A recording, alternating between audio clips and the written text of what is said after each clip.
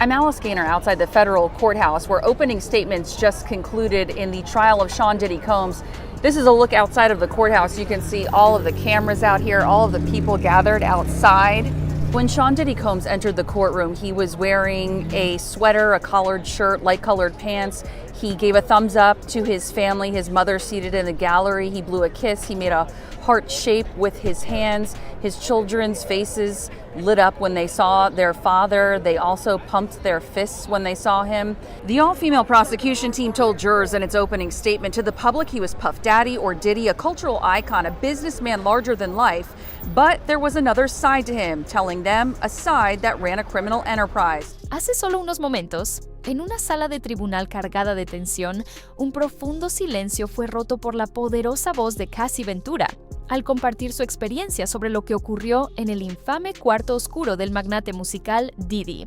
Su testimonio conmovedor fue profundamente perturbador, revelando un patrón escalofriante de abuso que dejó incluso a los periodistas más experimentados sin palabras. Con una valentía inquebrantable, Cassie detalló situaciones inquietantes que reflejaban una realidad aterradora.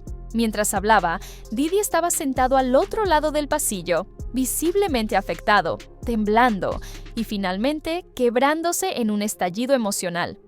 Hoy profundizaremos en el testimonio de Cassie, exploraremos las reacciones en la sala del Shenzi-Dilmam tribunal y discutiremos las implicaciones de sus palabras sobre el legado de una de las figuras más influyentes del hip hop. Este momento marca un punto de inflexión, mostrando el coraje de sacar a la luz secretos oscuros. La valiente postura de Cassie sirve como un recordatorio de que nadie está por encima de la rendición de cuentas, encendiendo la esperanza de justicia y sanación. Acompáñanos mientras desentrañamos esta historia transformadora. Cuando Cassie Ventura se dirigió al estrado de los testigos, la tensión en la sala se podía cortar con un cuchillo. Este momento se sentía monumental. No era simplemente otra testigo, sino la mujer valiente que había iniciado un cambio profundo con su demanda. Ahora, al entrar en la sala con 8 meses de embarazo, vestida con un hermoso vestido de maternidad gris de cuello alto, irradiaba fuerza y determinación, encarnando la resiliencia de alguien que ha visto y soportado demasiado. La fiscalía comenzó con preguntas suaves, indagando sobre su primer encuentro con Diddy, cómo floreció su relación laboral y cómo evolucionó su vínculo personal. Sin embargo, la atmósfera cambió drásticamente al adentrarse en una narrativa profundamente perturbadora. Cassie comenzó a compartir su experiencia, describiendo lo que ella denominó un ritual dentro de su relación. Explicó que estos encuentros no eran espontáneos, sino cuidadosamente orquestados. Moved to New York City, and I lived with Sean Puffy Combs for a year. We're sending you New over York to City. something called Puffy Flavor Camp There you go. to learn Flavor Camp? Yeah, Flavor that's what it was Camp. called. Puffy's place was like just filled with chicks and orgying like nonstop, right? No, not really. I Come mean, on. but hey, it was curious. I got a chance to see some things. Yeah, but you were 13. What were you I seeing? went there to see the lifestyle. I don't know if I could indulge and understand what I was even looking at. It was pretty wild. What I did say is that there were very curious things taking place, and I didn't necessarily understand it. It's only now that it stands out because it further supports the allegations. When Howard asked Usher if he would allow his own son to participate in the Puffy Flavor Camp, as P. Diddy would call it, Usher didn't hesitate to say no. 14 years old. You're a dad now. Would you ever send your kid to Puffy Camp? Hell no. Pintó una imagen vívida de Diddy dirigiendo cada detalle con precisión, creando un ambiente que se asemejaba a un set cinematográfico, con luces tenues, música cuidadosamente elegida y aceites aromáticos en el aire. Cada elemento estaba planeado, subrayando la necesidad de Diddy de controlar por completo la situación. La sala permanecía en silencio y Diddy evitaba hacer contacto visual. Cassie procedió a revelar cómo él introducía a acompañantes masculinos en su espacio íntimo, no para su propio disfrute, sino para que interactuaran con ella mientras él observaba. Enfatizó que el consentimiento era muchas veces fugaz, pero lo más alarmante era la estructura rígida de estas experiencias. Cassie desglosó el proceso en 4 fases distintas. La primera era una fase de juegos previos detallados, donde ella debía narrar en voz alta todo lo que ocurría a su alrededor como si estuviera leyendo un audiolibro. Me hacía describir lo que veía, lo que sentía, lo que pensaba, recordó. Fue una revelación poderosa que resonó en toda la sala, tanto que el juez tuvo que recordar al público las reglas sobre dispositivos electrónicos, reforzando la seriedad del momento. Un miembro del jurado se secó las lágrimas mientras Cassie tomaba aire para continuar. Con voz firme, compartió que a menudo se encontraba bajo la influencia durante esas sesiones. Las sustancias, alcohol, marihuana o pastillas, eran proporcionadas por el propio Diddy. Le adormecían los sentidos lo suficiente como para poder actuar, pero aún estaba completamente consciente de lo que sucedía. Sabía que estaba mal, confesó. Pero, ¿cómo le dices que no a alguien que tiene toda tu vida en sus manos? Cuando le preguntaron sobre las consecuencias de negarse, sus palabras dejaron un eco en la sala. Me decía que yo era aburrida, que si no lo hacía, otra lo haría. Esa frase escalofriante quedó suspendida en el aire, impactando incluso a la propia familia de Diddy. Para ellos, fue una revelación desgarradora, el abuso contado desde la perspectiva personal de Cassie. Y aún quedaba más por escuchar. Cuando el fiscal le pidió que detallara la segunda fase, la fase del contacto físico. Cassie instintivamente cruzó las manos sobre su regazo. Lo que compartió a continuación hizo estremecer a la sala del tribunal y se convirtió en noticia incluso antes de que abandonara el edificio. Cassie reveló la fijación de Diddy con el brillo en la piel, particularmente cómo relucía bajo luz tenue. La fiscalía respaldó su testimonio con pruebas encontradas durante un allanamiento federal a una de las propiedades de Diddy, donde se hallaron más de 1,000 botellas de aceite para bebés y lubricantes.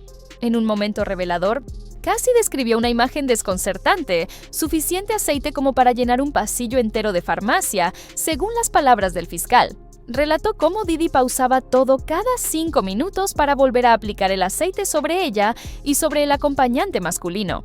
Quería que brilláramos como si estuviéramos envueltos en celofán, dijo con una mezcla de asombro y claridad. Pero la presión no era solo estética.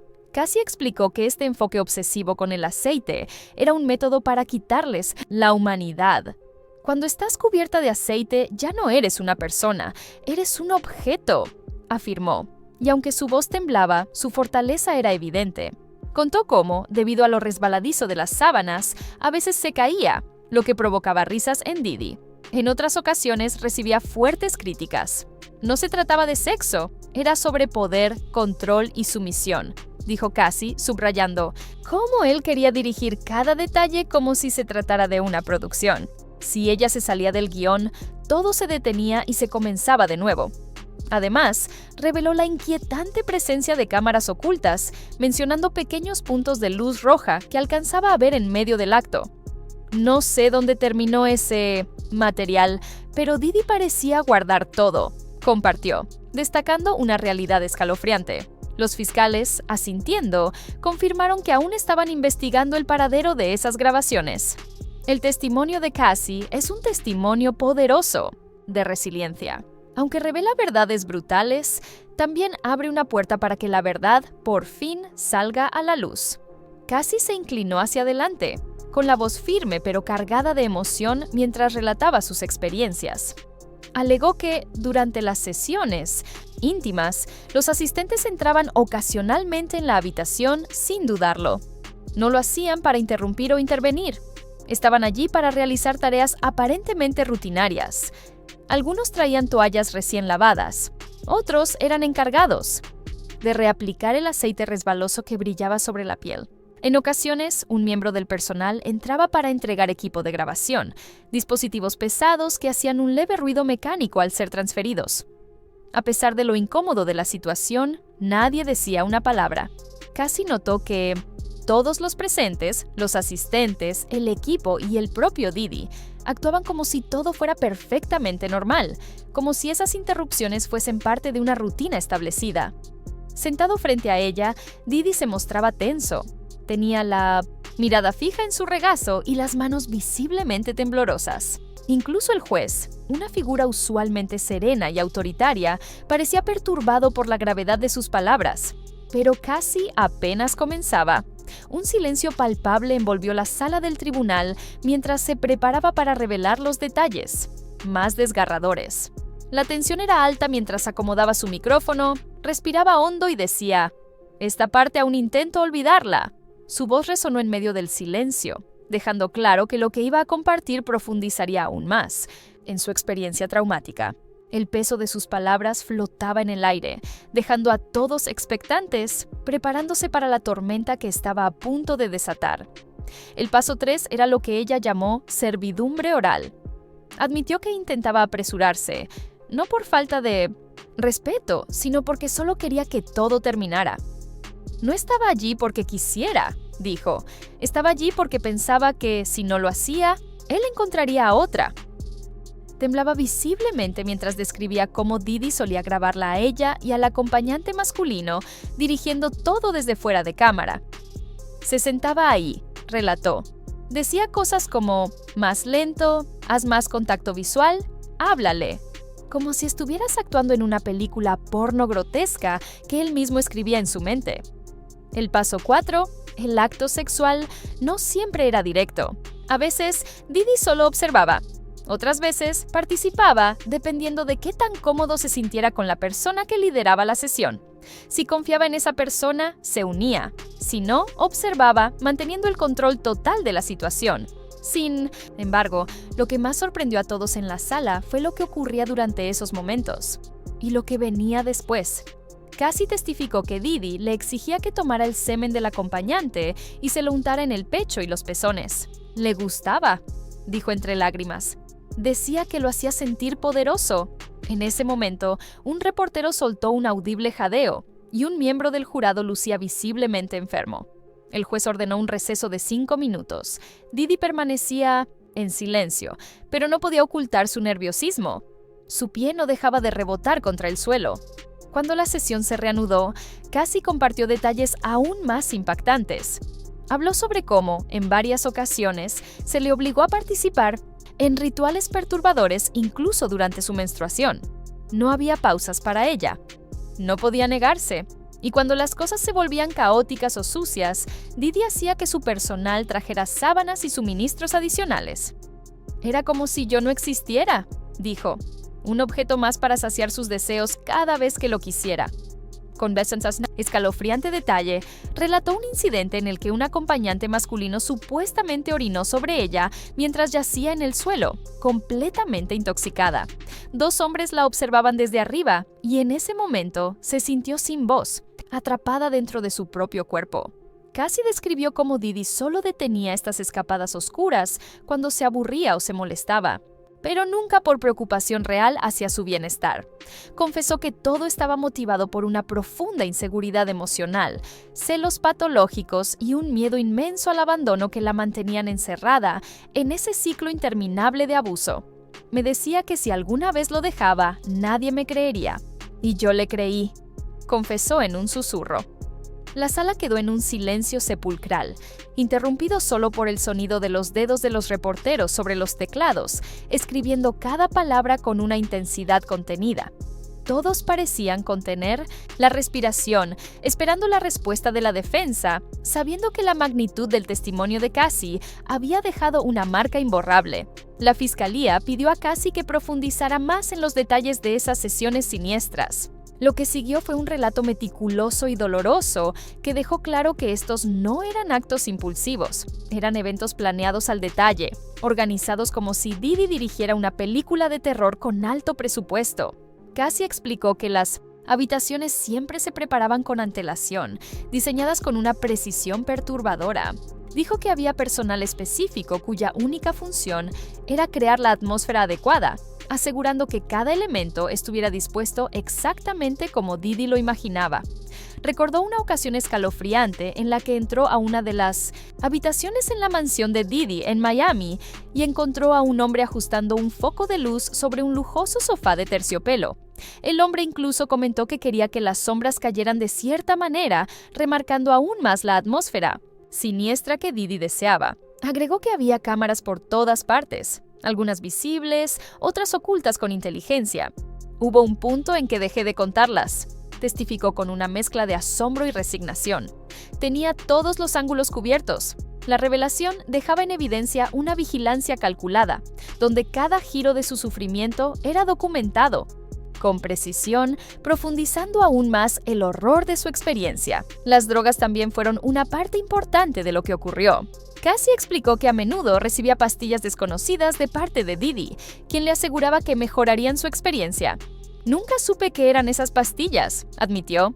Los fiscales presentaron mensajes de texto entre Cassie y uno de los asistentes de Diddy, donde ella preguntaba por una pastilla en específico. El asistente le dijo que no se preocupara e insistió en que debía tomarla. Cassie mencionó que esas sustancias la hacían sentir confundida y desorientada, afectando su memoria y su percepción del tiempo durante horas después de las sesiones. Aún más inquietantes fueron los objetos extraños que poseía Diddy. Cassie describió una habitación llena de juguetes y dispositivos, algunos tan complejos que ni siquiera sabía cómo usarlos. Mencionó un artefacto de cuero que requería una demostración. Diddy incluso contrató a un trabajador sexual masculino para enseñarle cómo utilizarlo. Luego estaban los rituales extraños. Cassie testificó que en fechas especiales, como lunas llenas o el cumpleaños de Diddy, él organizaba reuniones elaboradas que llamaba freak-offs espirituales. Durante estos eventos, encendía incienso, ponía música tribal y recitaba frases que decía provenían de antiguos textos africanos. Le aseguraba que se trataba de canalizar poder y que ella lo ayudaba a conectarse con algo más grande. A medida que avanzaba el juicio, el enfoque cambió hacia el presunto abuso físico por parte de Diddy. Se le preguntó a Cassie si las sesiones en el cuarto oscuro alguna vez se volvieron violentas, y ella respondió que sí, con frecuencia. Explicó que la violencia parecía planeada y formaba parte del control que él ejercía sobre ella. Reaccionaba de forma agresiva si ella rompía el personaje o mostraba emociones como llanto o duda. Recordó una noche en la que no quería participar, con un acompañante masculino. Diddy se enfureció, la agarró del brazo y la obligó a entrar en la habitación, cerrando la puerta de un golpe. Le gritó por arruinarle la noche y luego la empujó con tal fuerza que cayó sobre un marco metálico, dejándole una cicatriz cuya fotografía fue presentada al jurado. Cassie enfatizó que esto no fue un hecho aislado. Describió otra ocasión en la que Diddy se enfureció cuando ella intentó marcharse durante una sesión. Una mujer testificó en la corte sobre sus experiencias dolorosas con un hombre al que describió como alguien que la controlaba y la lastimaba. Recordó un momento en el que pidió un poco de espacio para respirar, pero él le bloqueó el paso y la abofeteó suavemente, como si estuviera corrigiendo a una niña. Dijo que esa noche lloró en el baño mientras él continuaba su rutina como si nada. Fue impactante para muchos en la sala saber que algunos miembros del personal presenciaron estos episodios, pero no hicieron nada significativo para ayudarla. Un asistente incluso le entregó un vaso de agua y le dijo: «Estás bien, lo estás haciendo excelente». La mujer expresó que quizás lo más doloroso fue darse cuenta de que nadie parecía pensar que lo que estaba pasando estaba mal. Los abogados reproducen un mensaje de voz del acusado, grabado horas después de uno de los incidentes. En el mensaje, su tono era emocional, diciendo frases como «Sabes que te amo y tú me haces hacer locuras». Los fiscales argumentaron que ese mensaje demostraba un patrón de abuso emocional, además del control físico. Ella lo describió como un ciclo donde él la destruía emocionalmente y luego intentaba reconstruirla, haciéndole creer que eso era amor. Uno de los momentos más impactantes de su testimonio fue cuando admitió: «En ese momento no lo veía como abuso, lo veía como amor». Esa revelación quedó suspendida en el ambiente, dejando a todos en estado de shock. Pero la atmósfera cambió drásticamente cuando un hombre conocido como D.A., quien trabajaba como escort, subió al estrado. Era un hombre fornido de unos 30 años, vestido con un traje gris y gafas de sol. Su actitud tranquila contrastaba marcadamente con la tensión en la sala. D.A. confirmó que participó en varios encuentros con la mujer y el hombre acusado. Afirmó que ella lo contactaba cada vez, a menudo usando un nombre falso, y a veces decía que era por una ocasión especial, como un cumpleaños. Describió al acusado como una persona callada durante esas sesiones, usualmente sentado en una esquina observando. Cuando se le preguntó sobre un incidente en el que se alegaba que el hombre había orinado sobre la mujer, D.A. sorprendió a todos al afirmar que fue idea de ella. Si bien esta revelación complicó el caso, D.A. también confirmó otros detalles inquietantes. Relató una noche en la que la mujer salió de una habitación con el brazo golpeado y lágrimas en los ojos, dejando claro que algo andaba mal. mencionó haber visto al acusado empujarla contra una pared durante una discusión acalorada y afirmó: "Eso no fue normal. Eso fue abuso". Durante el interrogatorio, D.A. admitió que le pagaban mucho por sus servicios, a menudo miles de dólares en efectivo. También dijo que eventualmente dejó de responder las llamadas después de presenciar un episodio particularmente violento, donde el acusado arrojó una botella al otro lado de la habitación. Concluyó que no quería seguir participando en esa situación. Si bien el testimonio de D.A. añadió complejidad al caso, también respaldó varios puntos clave mencionados por la mujer, mostrando que el acusado tenía una obsesión con el control y que la violencia era parte de su relación. Un miembro del jurado fue visto conteniendo lágrimas cuando D.A. bajó del estrado. El juicio dio un giro inesperado cuando los fiscales presentaron un video impactante de las cámaras de seguridad del Hotel Intercontinental en 2016. La sala quedó completamente en silencio. No había música dramática ni narración, solo la cruda realidad de un incidente violento. El video mostraba a Didi siguiendo a Cassie por un pasillo, agarrándola por la parte trasera de la cabeza y arrojándola violentamente al suelo. Tras una breve pausa, se alejó, pero luego volvió y la pateó mientras yacía inmóvil. No fue una pelea. Fue un ataque premeditado, todo captado por la cámara. Mientras se proyectaba el video, Cassie permanecía sin mostrar emoción, mientras que Didi se mostraba cada vez más inquieto, moviéndose nerviosamente en su asiento. El equipo de defensa reconoció que ese era un momento crítico en el caso.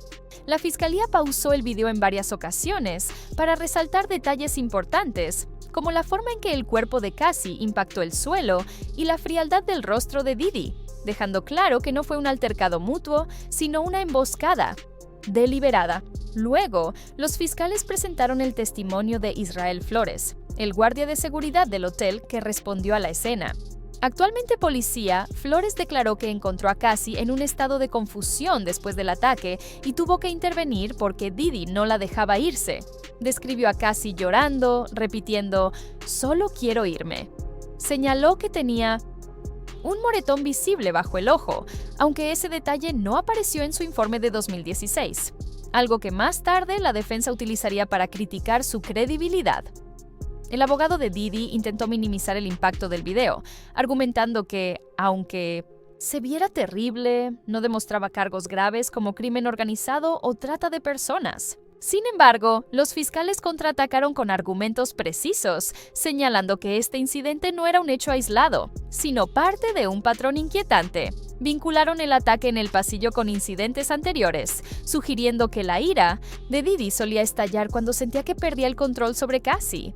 Para fortalecer su caso, presentaron a un experto digital que reveló que Didi había eliminado varios videos de su almacenamiento en la nube días después del ataque a Cassie. Aunque los videos no se reprodujeron en la corte, se recuperaron fragmentos etiquetados con títulos perturbadores, insinuando un contenido inquietante. Lo que comenzó como una escalofriante narrativa de abuso doméstico, ahora estaba respaldado por evidencia en video, análisis técnico y las reacciones visibles de un hombre cada vez más ansioso en el tribunal. Cuando el video terminó, la sala quedó en estado de shock. Incluso los miembros del jurado que habían permanecido impasibles durante todo el juicio, ahora mostraban signos de perturbación. Si el testimonio de Cassie había sido la chispa inicial, este video fue la evidencia explosiva que siguió, dando paso a una serie de nuevos testigos que rompieron la ilusión de que Cassie estaba sola. Uno por uno, tomaron el estrado. Algunos eran exasistentes, otros eran personal de seguridad. Incluso se presentó una exartista de Bad Boy Records cuya carrera se desvaneció después de desafiar a Didi. Cada testimonio añadía piezas a una historia inquietante. Una asistente reveló que tenía que pedir aceite para bebés y lubricante al por mayor cada semana. En una audiencia reciente, una asistente compartió que nunca se le permitía hacer preguntas y que debía obedecer órdenes sin cuestionar. Otra relató un momento desgarrador en el que encontró a Cassie devastada, llorando sola en una habitación oscura después de un evento. Cassie le suplicó que no le contara a nadie que estaba mal. La situación se volvió aún más impactante cuando Trisha Weller, quien no había estado involucrada en demandas previas, ofreció su testimonio. Trisha afirmó que en 2017 fue invitada a lo que creía era una cena privada en la casa de Diddy, pero poco después de llegar, se encontró encerrada en una habitación con 3 hombres desconocidos, uno de los cuales grababa el encuentro. Cuando intentó salir, descubrió que la puerta estaba cerrada. Más tarde, dijo que recibió $7,000 a través de una empresa vinculada al personal de eventos de Diddy, pero guardó la historia hasta ahora. Después del incidente, vio a Cassie en el pasillo y notó que evitaba su mirada, como si estuviera acostumbrada a ese tipo de situaciones. El jurado se mostró visiblemente afectado, y una mujer apretaba su libreta con tal fuerza que comenzó a romperse. Mientras tanto, Diddy, quien alguna vez irradiaba confianza, lucía cada vez más ansioso, garabateando nerviosamente en un bloc de notas legal, visiblemente angustiado y muy lejos de la imagen del magnate multimillonario conocido por su estilo de vida glamuroso. Durante el juicio, un exvideógrafo testificó haber destruido más de 300 horas de grabaciones por orden de Diddy. Recordó que le dijeron que las quemara y que el contenido era solo para los ojos de Dios. Esta declaración dejó helada a la sala y reveló un aspecto aún más oscuro y perturbador de la mentalidad de Diddy. Con cada nuevo testigo, el caso se fortalecía, pasando de ser solo la experiencia de Cassie a un patrón de control y abuso que supuestamente llevaba años en la vida de Diddy. El equipo legal de Diddy lucía agotado y desesperado mientras el juicio se acercaba a su fin. El hombre que alguna vez fue la figura más carismática de la sala ahora parecía aislado y ansioso, evitando incluso el contacto visual con sus propios abogados. Los dibujantes del tribunal capturaron una imagen inquietante de Diddy, con las manos sobre los oídos y una expresión de grito silencioso en el rostro, mientras la fiscalía describía las declaraciones más perturbadoras de Cassie. Ese momento fue decisivo en el juicio, y un observador comentó que Diddy parecía un hombre enfrentando su caída. Para recuperar el control, su equipo de defensa intentó desestimar ciertos testimonios y excluir pruebas gráficas de la consideración del jurado, pero el juez negó la solicitud, subrayando la necesidad de transparencia total ante la gravedad de las acusaciones. Diddy se derrumbó hacia adelante, susurrándole algo a su abogado, y terminó con la cabeza entre las manos, visiblemente derrotado. La fiscalía presentó su argumento final con una claridad contundente. Dejaron en claro que este caso no trataba de simples malas decisiones, se trataba de daños graves y deliberados, de alguien que construyó un imperio personal aprovechándose de otros. Mostraron una línea de tiempo que revelaba cómo, cada vez que surgía una nueva acusación a lo largo de los años, Diddy pagaba, silenciaba o enterraba el asunto, pero ahora todo salía a la luz. Aún más impactante fue un documento financiero presentado por un informante del propio equipo de Diddy. Este documento mostraba pagos mensuales etiquetados como cuidado, silencio y lealtad. Los montos iban desde $2,500 hasta más de $80,000. Cuando se le preguntó al respecto, Diddy bajó la mirada en silencio. El equipo de Cassie concluyó su caso reproduciendo una grabación de audio final. En esa grabación de 2015 se puede escuchar a Diddy decir: "La gente piensa que puede dejarme, nadie me deja". El jurado escuchó en completo silencio. El hombre que una vez se jactó de decir "Can't stop, won't stop", finalmente había alcanzado su límite. Su nombre fue retirado de su universidad, le quitaron su título honorífico y sus privilegios especiales en Nueva York fueron revocados. Ahora enfrenta una posible condena a cadena perpetua en prisión federal. Todo su mundo, construido sobre éxitos musicales, acuerdos millonarios y una imagen brillante, se estaba derrumbando, y el juicio aún podría no haber terminado. Con más de 100 presuntas víctimas dispuestas a testificar, el caso contra Diddy podría convertirse en una investigación criminal de gran escala. Esto podría implicar no solo a Diddy, sino también a quienes lo protegieron o encubrieron durante años. Una cosa es segura: la verdad de Cassie en esa sala de juicio no será olvidada.